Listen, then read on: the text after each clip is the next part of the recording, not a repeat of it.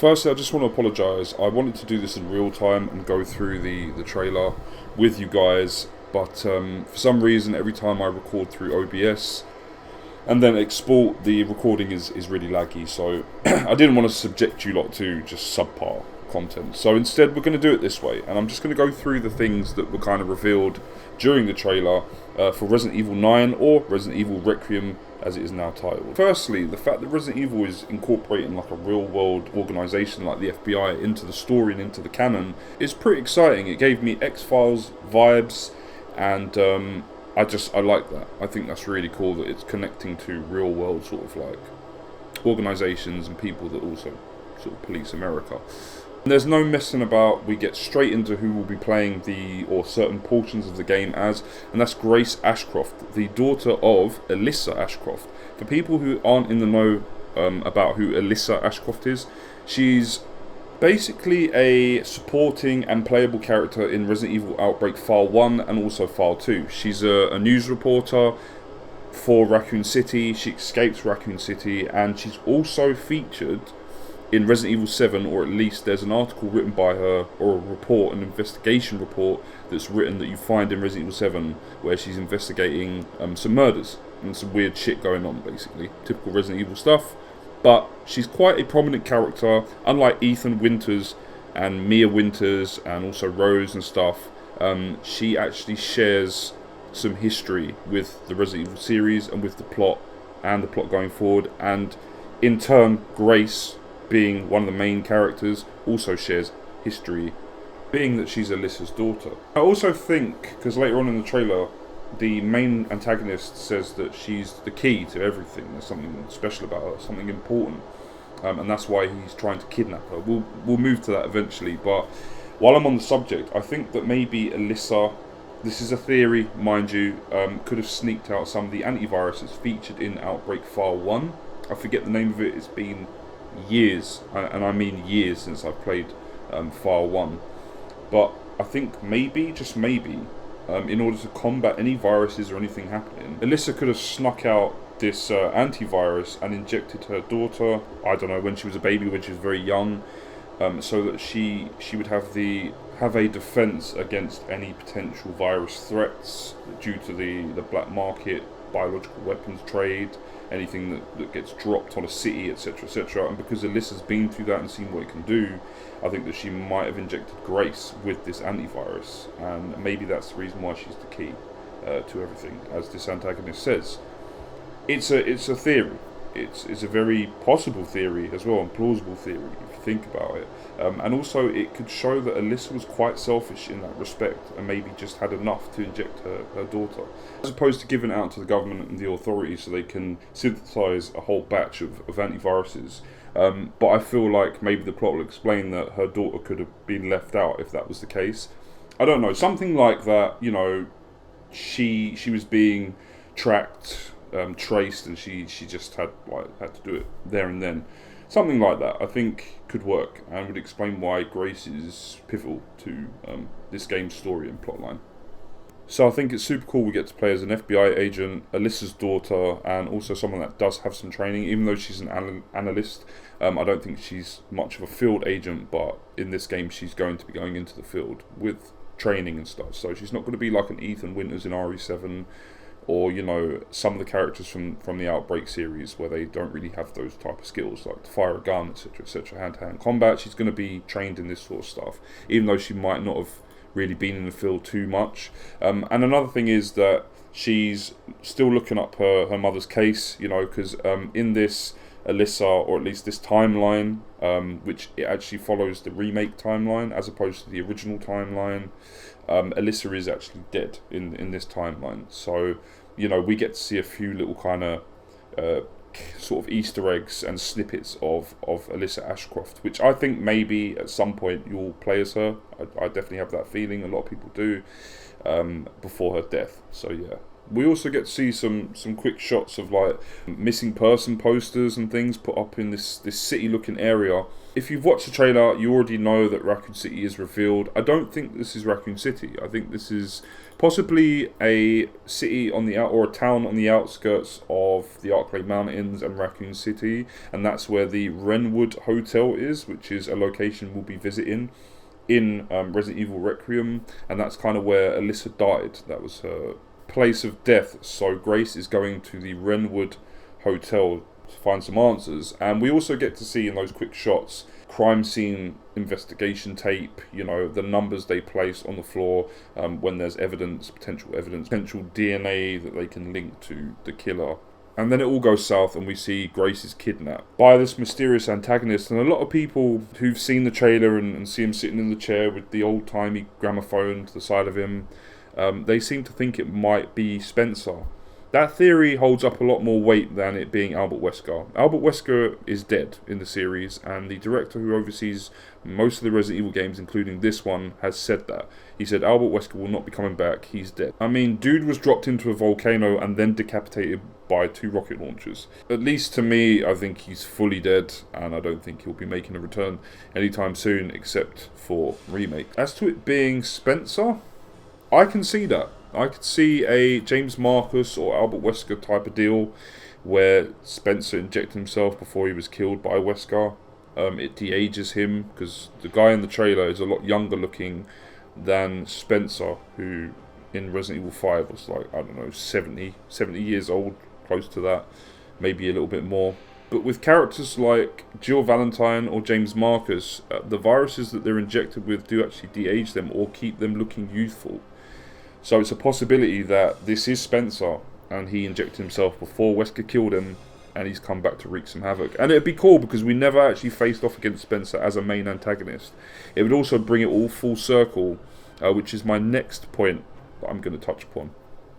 The return to Raccoon City. This was the big reveal during the trailer and the thing that had me the most hyped. When the trailer first started, I was like, okay, yeah, I didn't know if it was Resident Evil right at the beginning. I was like, oh, I don't know. And then I thought, as soon as I started seeing the characters and stuff and the character models and how they looked, I was like, it's definitely the RE engine, it's Resident Evil. But I was also kind of surprised at the fact that they were taking, like I said previously, a real-world organisation like the FBI and slotting it into the canon and the storyline. I thought that was really bold and cool. Then I heard Grace Ashcroft, and I thought, yep, it's Alyssa's daughter. You know, all this stuff that I could pick up on, but I didn't realise that we were going to get like the Raccoon City reveal. And as soon as I saw the city area and then the crater where the nuke went off, I was super hyped. That's the point in the trailer that I got really excited. Now, could this just be fan service and we don't even get to visit Raccoon City too heavily? It's just a small location. Yes, there's a very real reality that could just be put in there for fan service, but I do have faith in the director of this game, who's directed Resident Evil Revelations 1, Resident Evil 7. He oversaw Resident Evil 2 remake and RE4 remake, and he's shown that he does have a certain pedigree with the series. He kind of knows what he's doing, and if some people don't like him as the director of Resident Evil, that's fine. Some people do, quite a big majority of people do. Old fans like me think he's pretty good at what he does. He's still yet to really show me what he can do, but maybe this is the game that he'll show us, you know, what he can actually do. During the reveal of Raccoon City, we also get to hear a few voices sort of in the background. I will say that one of them is definitely Chris Redfield's VA. 100%, it sounds like him. He's Carlos Oliveira in the remake of 3 and also Resident Evil Villages.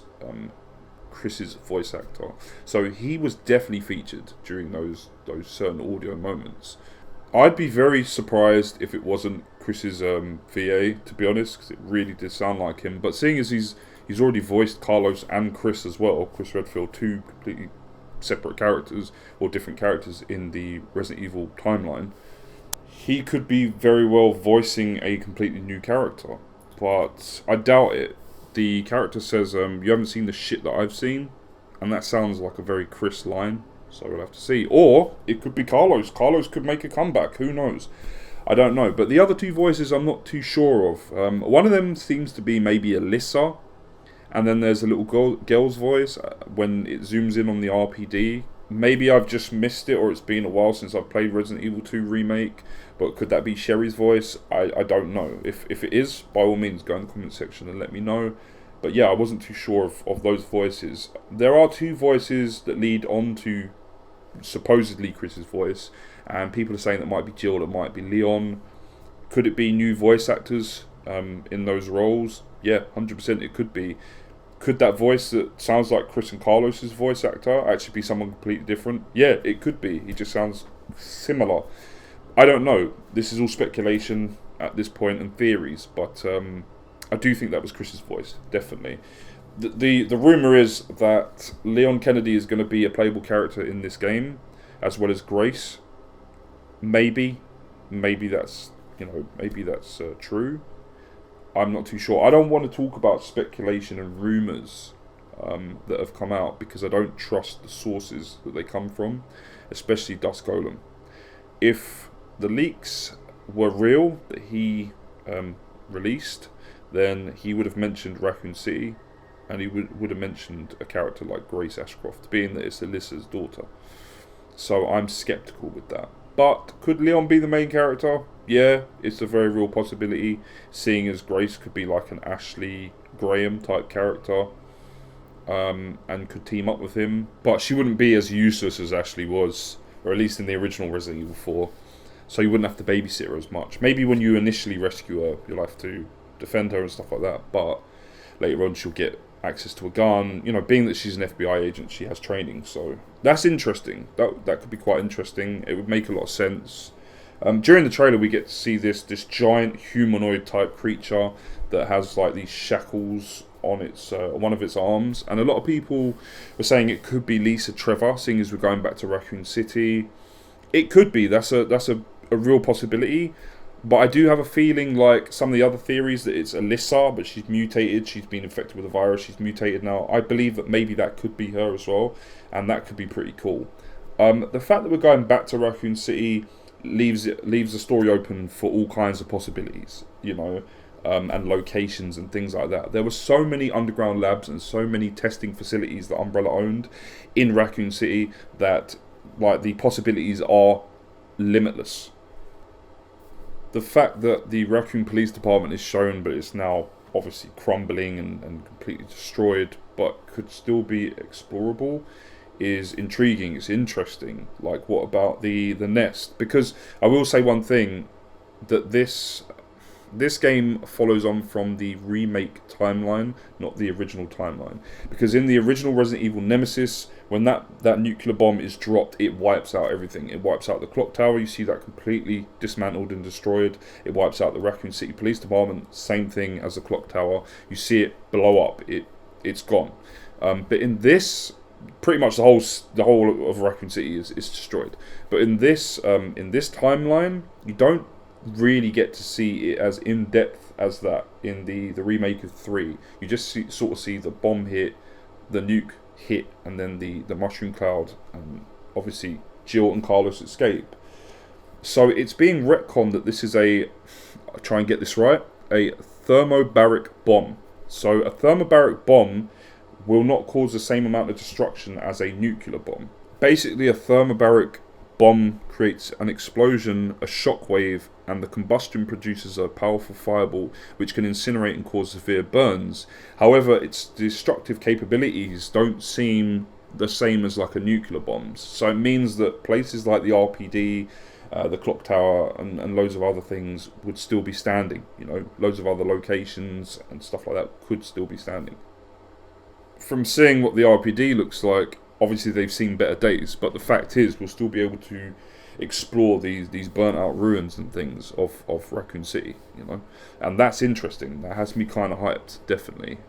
But also remembering that there's tons of stuff underground that Umbrella were fucking around with, and loads of, you know, underground labs, like I said, testing facilities. So yeah, it's interesting.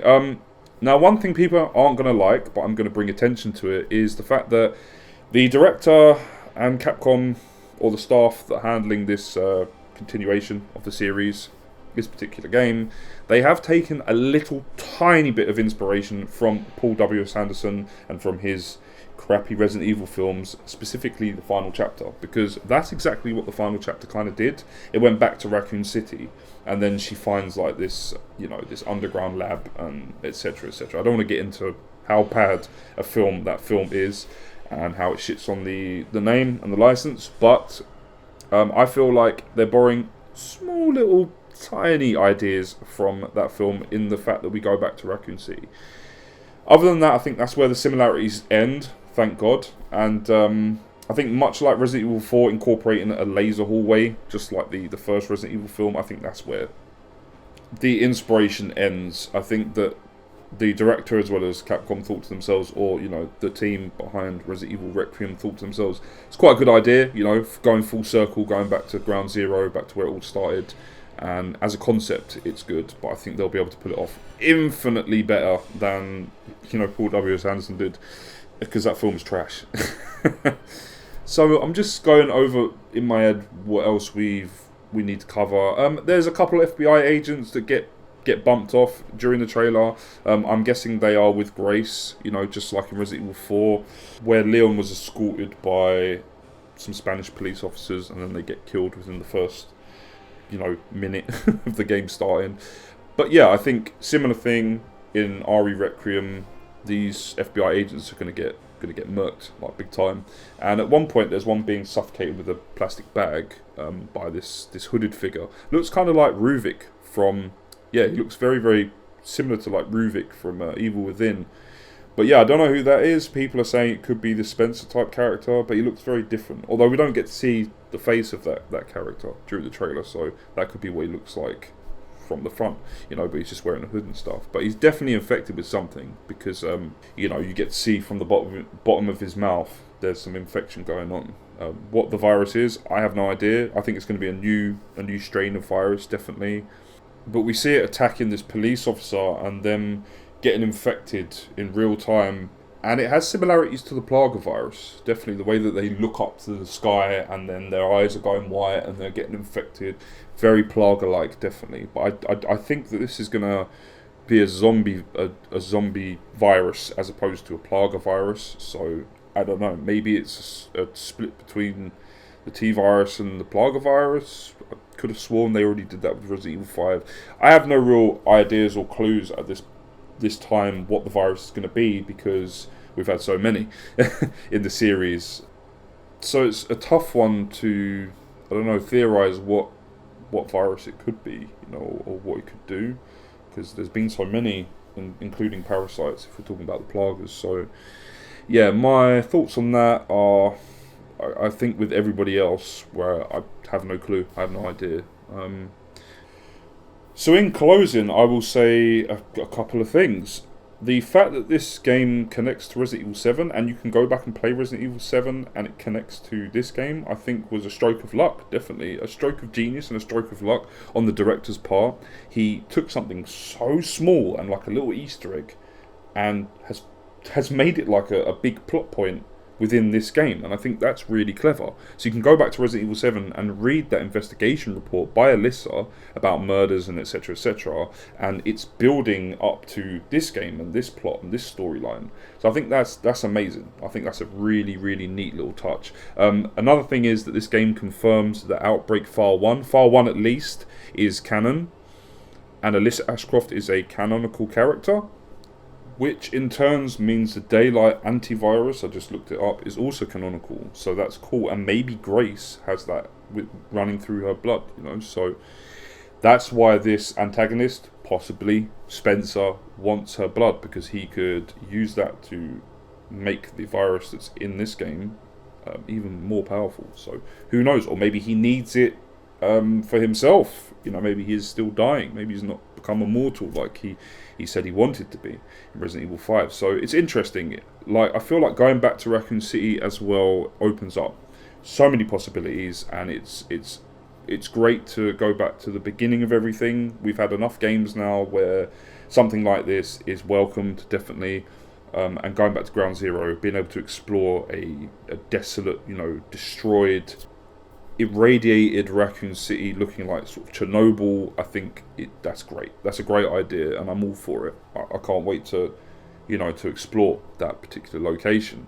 But then having like the Wrenwood Hotel being an explorable location, and the fact it could be on the outskirts. I read somewhere, it's all been a bit of a blur, these past couple of days since Resident Evil Requiem got revealed. But I read somewhere that it's on the outskirts, or this hotel is on the outskirts of like the Arklay Mountains and Raccoon City.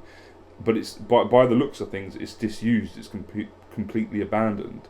So that makes me think that maybe it was like a stop-in sort of, or travel-in, should we say, sort of type of hotel if you were heading from wherever to Raccoon City or the Arklay Mountains. So that's got me intrigued. That's interesting. But it could be sort of housed within this sort of like town. I don't really know. There is a shot in the trailer where someone's walking, it's like pissing down with rain, and someone's walking through this town, and presumably that's where the missing person posters are located, and they're posted up on walls and on the side of bars and things like that.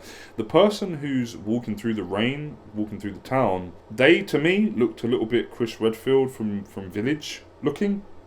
That's the closest I could maybe fathom a guess as to who that might be. The fact that they have this trench coat, and I don't know, but they looked a little too skinny to be Chris Redfield, so I don't know, maybe it's an FBI agent or something. But they did make a point to show that person walking through this town, in the pouring rain. So I don't know. It could be a completely different and separate location. Who knows? But this game definitely doesn't take place in Singapore. There definitely isn't like a Wendigo in it, and these kind of weird, like the folk horror type ideas that were in Village and stuff like that. It doesn't strike me as being that type of game. As for Leon being the main character, it's a very real possibility. It's a possibility that we could get more than one character. The fact that you hear Chris's VA there could mean that Chris is in it, or maybe plays a supporting role. I don't know if all the leaks are complete bullshit and complete fake. Maybe Capcom threw a couple of those out there to confuse people, because no one knew that we'd be returning to Raccoon City. No one saw that coming, and nobody knew that Grace was going to be linked to like Alyssa. The fact that they're using a character, like I said previously, that's canonical, to give birth to this new character, which I originally think that was Rose Winters. I do, and I think they went back and they changed that. She does look very similar to Rose Winters, but at the same time, I'm glad they did. I'm glad we're getting a character that's linked to an established character. Do you know what I mean? Instead of just this nobody, and Mia Winters, who's just this nobody, and Rose, who's got like mind powers and shit like that. I haven't really played the Rose DLC, and I don't think I'm ever gonna. I watched some of the gameplay, I watched some of the story, and it put me off. I was like, no, I'm good, no thanks. So yeah, I'm glad that we have like this character that's got a bit of weight, a bit of gravitas to them, And if we do get to play as Leon, yeah, that's cool. I'm all for it. Or play as Chris or Jill or whatever, I'm all for it. But as long as it doesn't become tiresome and boring to have to see these characters just again and regurgitated again and again and again, like, it's going to be cool if we can just sort of like play as Grace, and then maybe that established character comes along later on. I don't know, but either way, I like the direction they're heading. I like what they're doing with this game. I like how the story's moving. I'm pretty much happy with the reveal trailer. I can't really think of much that I don't like about it. I think it was handled very well, and I'm intrigued to find out what the fuck is actually going on.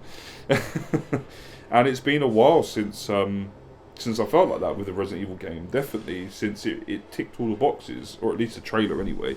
Since it ticked all the boxes. The remakes are different, because you see a remake, you're like, yeah, this is stuff that I'm familiar with. This is stuff that I already love.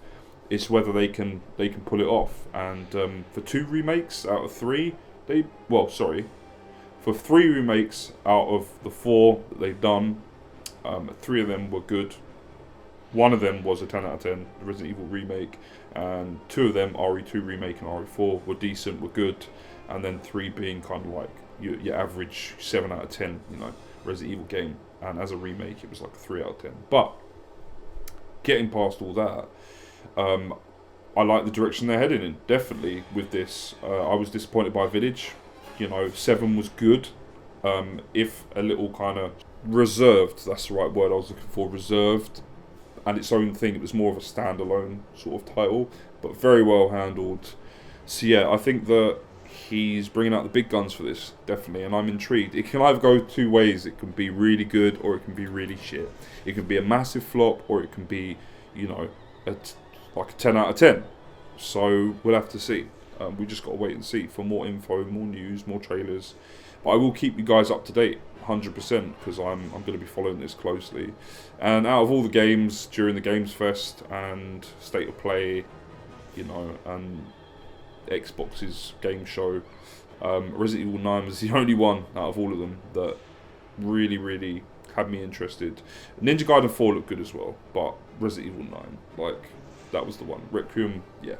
Good title as well. I like the title, Requiem. So yeah, that's all really. That's everything I think I've covered.